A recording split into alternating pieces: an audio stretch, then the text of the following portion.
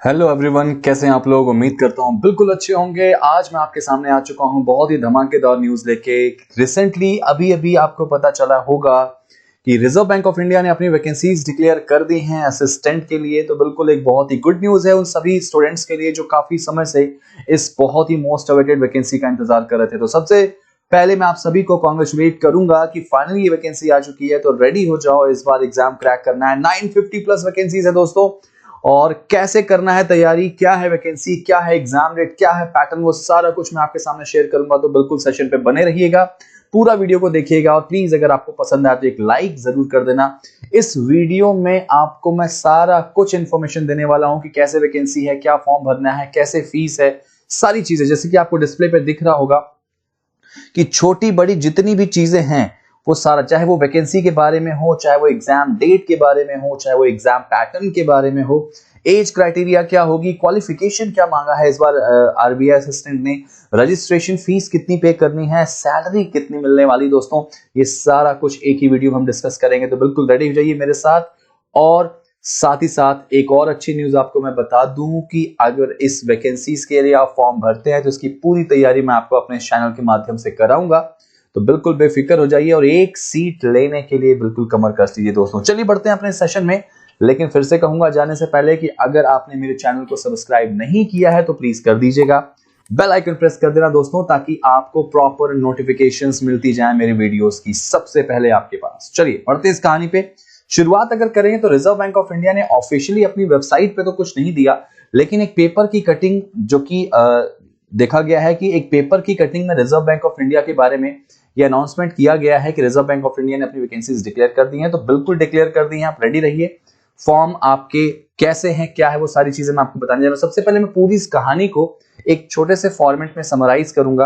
तो आपको पता होगा कि आरबीआई असिस्टेंट एक तरह से कह सकते हैं कि रिजर्व बैंक ऑफ इंडिया में एक क्लर्क की पोस्ट कह सकते हैं। इसकी वैकेंसीज निकली हुई हैं और reserve bank of India central government का यहाँ पे जॉब कह सकते हैं ये है। आरबीआई जो है वो हमारी क्या है, सेंट्रल बैंक है हमारा। इसमें असिस्टेंट की पोस्ट आई हुई है और एग्जाम लेवल जो है वो पैन इंडिया लेवल पे एग्जाम्स होता है दोस्तों। 950 पोस्ट यहाँ पे निकली हुई हैं। एग्जाम जैसा कि आपको पता है कि सारे एग्जाम्स ऑनलाइन होते हैं, तो ये एग्जाम भी एग्जाम ऑनलाइन ही होगा। फॉर्म भरने की जो डेट है याद रखना 17th ऑफ फरवरी से शुरू हो जाएगा और लास्ट डेट इसकी जो है वो क्या है दोस्तों, 8 मार्च है। तो be prepare for that. Form जितना जल्दी हो भरिएगा ताकि बाद में सर्वर वगैरह डाउन होने का इशू ना हो। इस एग्जाम का पैटर्न क्या है कि आपको प्रीलिम्स देना है, उसके बाद आपको मेंस देना है, उसके बाद आपका एक एलपीटी टेस्ट होगा। एलपीटी टेस्ट होता है लैंग्वेज प्रोफिशिएंसी टेस्ट, इसमें लैंग्वेज टेस्ट होता है, वो आपका जरूर यहाँ पे होगा। इंटरव्यू नहीं होते इसमें, ठीक है, तो बिल्कुल रहना इसमें। और ग्रेजुएट से इस फॉर्म को भर सकते हैं या उससे ही रेलेवेंट डिग्री अगर कोई है तो भर सकते हैं, मतलब अंडर ग्रेजुएट स्टूडेंट फॉर्म नहीं भर सकते। इसके बारे में आगे बात करेंगे। जनरली एज क्राइटेरिया 20 साल से 28 साल तक है जनरल वालों के लिए। बाकी एज रिलैक्सेशन वालों की जो छूट है वो मैं आपको आगे बताऊंगा।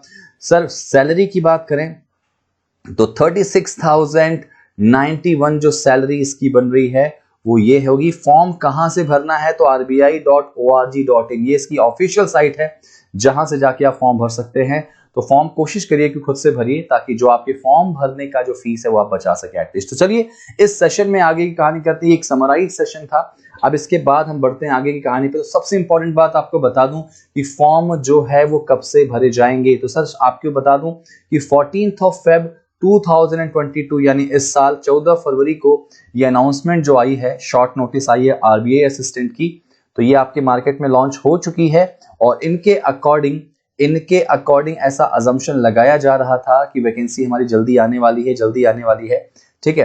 तो ऐसा बता रहे थे कि फरवरी के 3rd वीक तक आ जाएगी। सब लोग अंदाजा लगा रहे थे कि 14, 15, 16, 17 के बीच में आ जाएगी। तो बिल्कुल आ चुकी है। 17 फरवरी से इसके फॉर्म भरे जाएंगे, यानी लिंक जो है वो एक्टिवेट हो जाएगी 17th ऑफ फेब से, ठीक है। तो आप बिल्कुल रेडी रहना, जितना जल्दी हो सके फॉर्म भरना। लास्ट डेट दोस्तों 8 मार्च है, 8 मार्च लास्ट डेट है। तो ये नहीं कि आप लास्ट डेट का इंतजार करें, आप जितना जल्दी हो सके फॉर्म को जरूर फिल करिएगा, ठीक है। अच्छा, इसमें ध्यान रखिएगा कि जो एडमिट कार्ड ऐसा बता रहे हैं कि मार्च महीने के 2nd और 3rd वीक में आ जाएगा, दूसरे या तीसरे महीने में आ जाएगा, दूसरे तीसरे वीक में आ जाएगा दोस्तों। तो मार्च में ही इसका पेपर है और पेपर जो है वो प्रिलिमिनरी का जो होगा वो 26-27 मार्च तक के होने की पूरी उम्मीद है। 26 एंड 27 ऑफ मार्च। तो हो सकता है कि ESIC के एग्जाम से क्लैश करे, लेकिन क्लैश का इन द सेंस ये नहीं करेगा कि सेम डे पे होगा। 26-27 दो डेट्स यहाँ पे हैं जिनमें एग्जाम्स होंगे, तो आई विश आपका ESIC का एग्जाम क्लैश ना हो। ठीक है, रिजल्ट के बारे में भी कुछ इन्फॉर्मेशन नहीं है, तो रिजल्ट के बारे में जैसा होगा आपको बताया जाएगा। ठीक है, चलिए बढ़ते हैं आगे कहानी की तरफ। अगर मैं बात करूं दोस्तों फीस की अगर मैं बात करूं तो फीस का कैसे क्या स्ट्रक्चर है, तो RBI असिस्टेंट में जो फीस रखी गई है जनरल और OBC के लिए 450 रुपए है। 450 जो है वो इसकी फीस है दोस्तों। और अगर आप SC ST PWD या एक्स सर्विसमैन हैं तो आप 50 रुपए में इस बेहतरीन वैकेंसी को फॉर्म को फिल कर सकते हैं। दोस्तों आपको ये फॉर्म किसी भी कीमत पे भरने की कोशिश करनी होगी। ठीक है भाई, चलिए आगे बढ़ते हैं अगली कहानी की तरफ। अगली कहानी क्या है कि सैलरी स्ट्रक्चर क्या होगा, मैं आपको एक एक करके सारा कुछ बताऊंगा, जैसे है जो है सब कुछ बताऊंगा मैं। तो जो बेसिक सैलरीज होती हैं बेटा वो 14,650 है एवरी मंथ की RBI असिस्टेंट की। लेकिन इसमें जो अलाउंस वगैरह जुड़ जाने के बाद जो सारे अलाउंस होते हैं, जो आपको बता दूं कि बेसिक सैलरी है इतनी 1465 है। खैर सैलरी का स्ट्रक्चर जो सबसे लास्ट में आता है जॉब लगने के बाद, लेकिन फिर भी जानना जरूरी है। लेकिन इसके अंदर आप देखेंगे बेसिक पे जो भी है, उसके अलावा आपका बहुत सारे अलाउंस है, डियरनेस अलाउंस है, हाउस रेंट है, सिटी कॉम्पनसेशन है, ठीक है, ट्रांसपोर्ट अलाउंस है, और बहुत सारे ऐसे अलाउंस है जिनको जोड़ने के बाद RBI असिस्टेंट की सैलरी जो है वो बहुत अच्छी जाती है, ऑलमोस्ट 36,000 प्लस जाती है। तो ये अपने आप में बहुत ही अच्छी और अचीवमेंट बात होगी। ठीक है भाई, अच्छा सिलेक्शन प्रोसेस की बात करूं मैं दोस्तों, तो सिलेक्शन प्रोसेस जो होगा वो क्या होगा। सिलेक्शन प्रोसेस में आपको बता दूं 3 स्टेज होंगे, एक प्री होगा, ठीक है, एक मेंस होगा दोस्तों, और मेंस के साथ साथ हमारा एक LPT यानी लैंग्वेज प्रोफिशिएंसी टेस्ट होगा, और इसके बाद आप आराम से सिलेक्शन ले लेंगे। इसके बारे में आगे बात करूंगा कि कैसे कैसे किन किन चीजों को लेके करना है आगे। अब अगर बात करें एग्जाम पैटर्न की, जिसके बारे में मैंने आपसे अभी डिस्कस किया दोस्तों, तो इस साल का जो एग्जाम पैटर्न होगा बिल्कुल सेम पिछले साल जैसा होगा, कुछ भी अलग नहीं है। ठीक है, अगर बात करें प्रीलिम्स एग्जाम की दोस्तों, तो प्रीलिम्स एग्जाम में as per banking norms English, numerical abilities और रीजनिंग तो कंफर्म आती हैं। अगर रीजनिंग की बात करें तो 35 क्वेश्चन होंगे, 35 मार्क्स, यानी एक क्वेश्चन 1 मार्क्स का होगा, लेकिन टाइम लिमिट होगी दोस्तों 20 मिनट्स। इंडिविजुअल टाइम लिमिट यहां पे होगी जैसा कि बैंकिंग में होती है, यानी 20-20 मिनट का आपको स्लॉट मिलेगा। न्यूमेरिकल एबिलिटी भी 35 क्वेश्चन 35 नंबर, आपको टाइम भी 20 मिनट मिलेगा।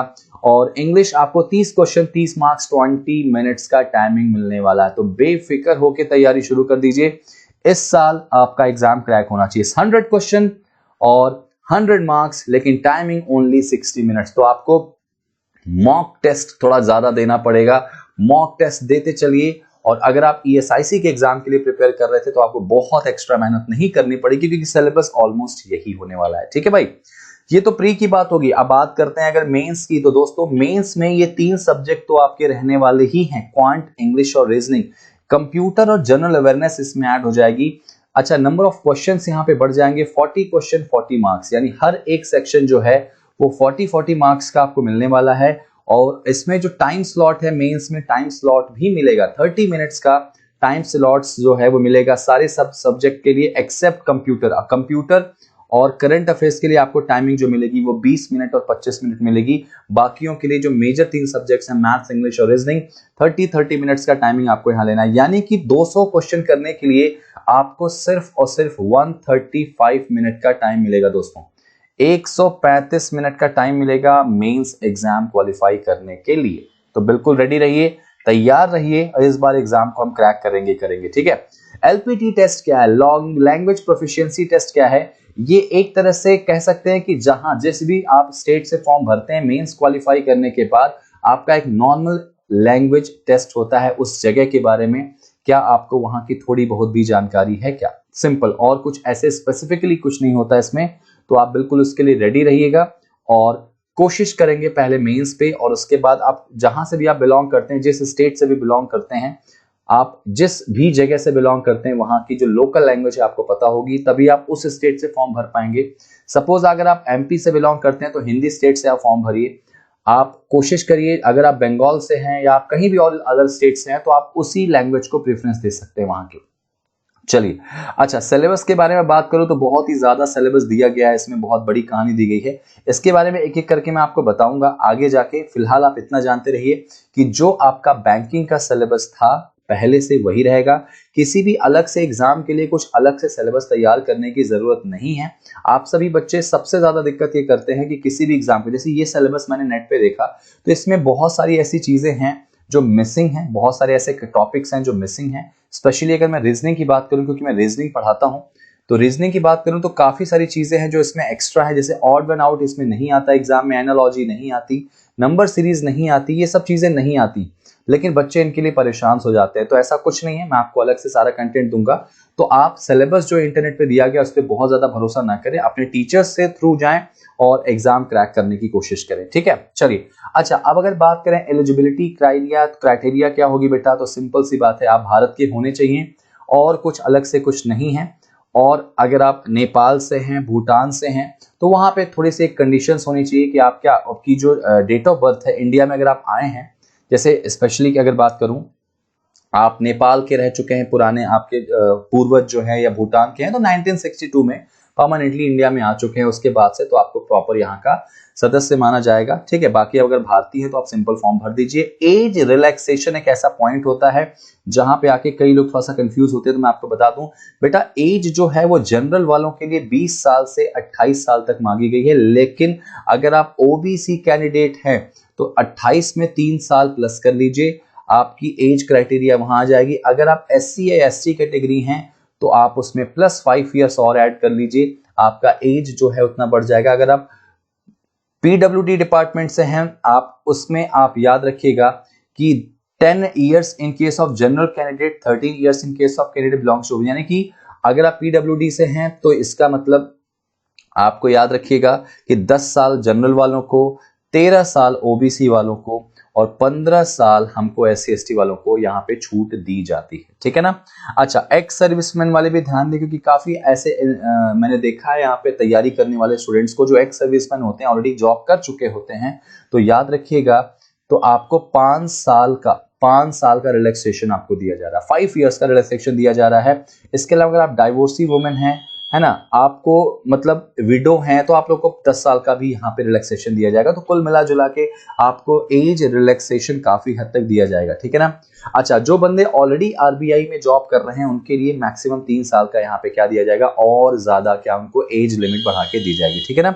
अच्छा, इसके अलावा क्या बोला गया कि candidate belong to Jammu and Kashmir province of India, भाई जो जम्मू एंड कश्मीर से बिलोंग करते हैं 5 साल उनको अलग से एज, यानी कि ऑलमोस्ट 28 + 5 हो जाएगा। तो एज लिमिट है, सामान्य रूप से बात करें तो 20 से 28 है। उसके बाद अलग अलग कास्ट के अकॉर्डिंग, अलग अलग कैटेगरीज के अकॉर्डिंग यहां पर जो एज है उनको बढ़ाया गया, ठीक है दोस्तों। चलिए अब आगे बढ़ते हैं, क्वालिफिकेशन क्या होनी चाहिए दोस्तों। कई बच्चों के दिमाग में कंफ्यूजन रहती है कि क्या मेरा फाइनल ईयर है तो मैं फॉर्म भर सकता हूं। तो दोस्तों साफ साफ सिंपल अक्षरों में लिखा गया है कि क्या, कि must have a bachelor degree with an aggregate of 50%, 50% में आपका ग्रेजुएशन होना चाहिए, 50% में आपका ग्रेजुएशन होना चाहिए किसी भी डिसिप्लिन से, और याद रखिएगा कंप्यूटर नॉलेज आपको थोड़ा बहुत होना चाहिए। और आज के टाइम पे मुझे लगता नहीं है किसी को ऐसे कंप्यूटर बेसिक नॉलेज ना होता हो, ठीक है। कोई ऐसी सर्टिफिकेट नहीं मांगा गया है इसमें, सिंपल आपको कंप्यूटर नॉलेज होना चाहिए, ठीक है। सिर्फ ग्रेजुएट ही फॉर्म भर सकते हैं, फाइनल ईयर वाले नहीं भर सकते,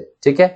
अच्छा, इसका जो आपका एडमिट कार्ड या कॉल लेटर है वो इनकी ऑफिशियल साइट पे आ जाएगा, जहां से जाके आप जनरली अपना रजिस्ट्रेशन नंबर और डेट ऑफ बर्थ डाल के, जैसे आप हमेशा अपना एडमिट कार्ड डाउनलोड करते हैं, बिल्कुल कर सकते हैं, ठीक है। चलिए, ये हमारा आज का सेशन था, आज की कहानी थी। उम्मीद करता हूं आपको समझ में आया होगा, और सारा कुछ मैंने आपको छोटे से वीडियो में सब कुछ प्रोवाइड करने की कोशिश की है, जो जनरली एक स्टूडेंट को दिक्कत होती है, जानने की जरूरी वहां होती है, जानकारी लेने की जरूरत पड़ती है दोस्तों। तो 17 फेब ये वो गोल्डन डेट है जहां से आपका ये फॉर्म भरा जाएगा, तो बिल्कुल लग के करिए। और मैं डेफिनेटली अगर बात करूं रीजनिंग की या बात करूं मैथ्स की, तो आपके लिए आरबीआई असिस्टेंट में जो इंपॉर्टेंट टॉपिक हो सकते हैं उनके लिए मैं डेफिनेटली आपको वीडियो लेके आऊंगा, तो मेरे साथ बने रहिए। अगर आप चैनल को सब्सक्राइब नहीं किए तो प्लीज करिएगा। वीडियो अगर पसंद आई हो, इन्फॉर्मेशन अगर पसंद आई तो प्लीज एक बार लाइक कर दीजिएगा, और डेफिनेटली इस बार आपके साथ मैं जरूर खड़ा हूं आपके सक्सेस के लिए। थैंक यू सो मच, अपना ख्याल रखिए और अपनी तैयारियों को अंजाम देने की पूरी कोशिश करिए। Wish you all the best for your future, for your exams. Thank you and जय हिंद।